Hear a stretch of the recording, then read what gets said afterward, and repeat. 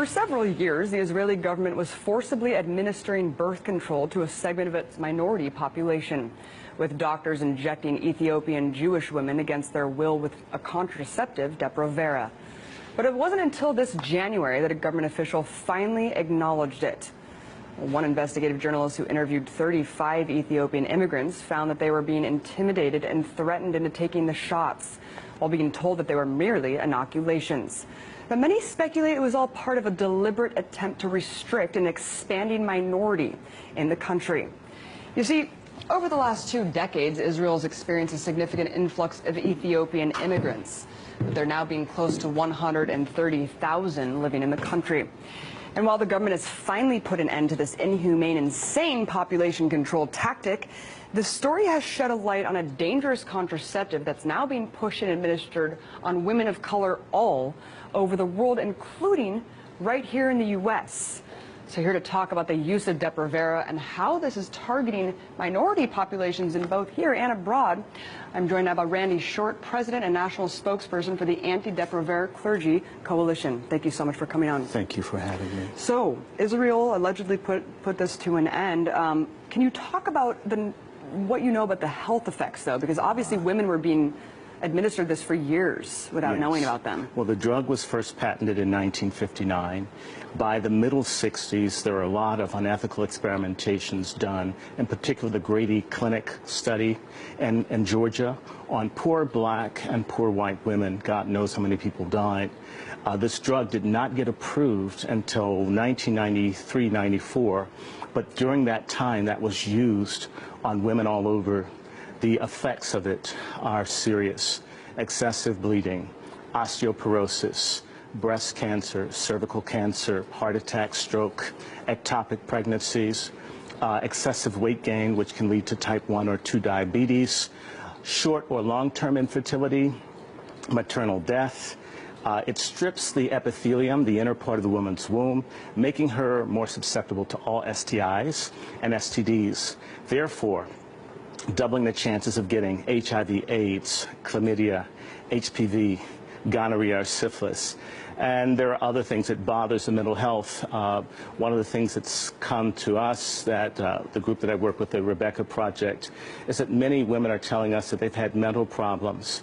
The FDA in 2004 was so concerned about the dangerous nature of Depo-Provera that they issued a black box warning, which is the most serious warning that can be issued by the FDA about how dangerous this drug is. And despite this warning, this black box warning, it's still being administered under multiple agencies to multiple countries around the world. Yes. Who is administering it, why, and where? Well, it's being used primarily in non-white countries. So Muslim countries, Pakistan, Bangladesh, Indonesia, Burma, possibly on the Myanmar minority, all over Africa, Central America and Latin America, and of course in the United States, depending on whose information you look at, it's disproportionately used on African American women. Who's doing it? Planned Parenthood is one of the big purveyors of it. In addition to that, you have the Population Council, you have the International Federation of Planned Parenthood, you have a lot of persons and groups that have a Malthusian view that there are too many people, and therefore they want to reduce the population. They know this drug is deadly, it's cheap, and it makes huge profits for the parent maker, which is Pfizer. And USAID is also one of the agencies as well. For 47 years, it's been an unofficial policy of the USAID Office on Population to use or to send abroad dangerous, unsafe, untested, or unapproved drugs. And you said that this is being obviously disproportionately affecting minority populations. yes. If they know that it's deadly, why would they be administering it to minority populations? I mean, what is really this all about here? There are too many non-white people. If you look at a gentleman by the name of Dr. Ravenholt, who was head of the USAID Office on Population from about 1966 until 1979, he was able to first convince President Johnson that it was in the national and commercial interests of the United States that 1/4 of the women in the developing world be sterilized. So there's some sense that if there are too many black or brown people, that somehow their needs will conflict with the capitalistic, imperialistic aims of the United States and its allies. And there's been multiple lawsuits against Pfizer for the detrimental health effects from this drug, but they seem to be getting away with it and seem to keep, direct-to-consumer advertising. Well, how are they doing this? Well, they're making a lot of money. The U.S. Department of Justice has sued them in the last 10 years and fined them about $6 billion. But if you're making billions and billions, it's the price of doing business.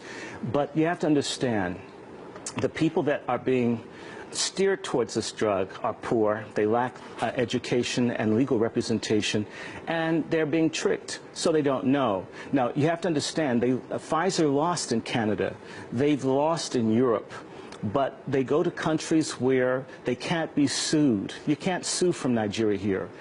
You can't sue from Mozambique here. So you can go to countries where you either have a corrupt government structure or they're coerced, or should I say they've constructively manipulated into having this drug as part of their international foreign aid. Do you see what I'm saying? So the women become just chess pieces in a Malthusian eugenics game. And so you think this goes beyond just a corporation making as much money as it can, pushing it on as many people as it can. You think Yes. it actually goes down to, this is a modern day form of eugenics, I would And say. genocide, yes.